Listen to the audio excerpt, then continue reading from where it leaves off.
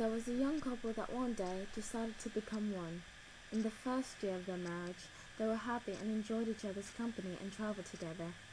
After 2 years, they decided to have their first child. They also bought a home. The husband got the job he always wanted, and the wife stayed at home. Soon after, they had their second child. They were happy until one day the husband came home very angry, walked in, slammed the door, threw his gym bag and his briefcase on the floor.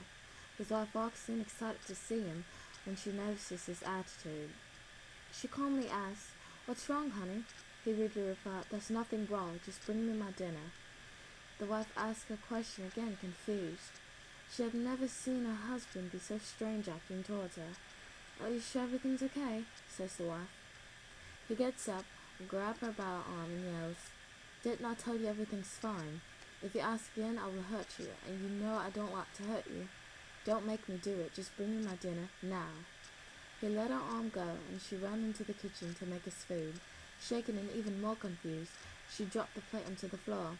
Her husband rushed into the kitchen and smacked his wife across the cheek. She fell to the floor and screamed. He hit her again and told her to shut up. She tried her best to, but he continued to beat her. This continued every night for several weeks. The wife tried living with the children, but everywhere she went, he would find them and beg her to come back. He would also use the children as an excuse, and she would always fall for it. Every time he got her to come home, he would say to her, "Don't you ever leave me again." Scared of his reaction, she says nothing and tries not to look him in the eye for concern of what he might do if she did. When they arrived in their house, he pulled her in by the hair and started to beat her with anything he could put his hands on. When he was done, he left her there, lying on the floor, bruised, flesh exposed, skin hanging off her body, and her face red and busted in every way it could be.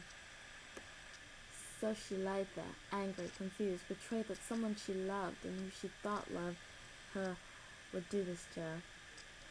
She got up slowly. She walked to her bedroom to see him in the bathtub.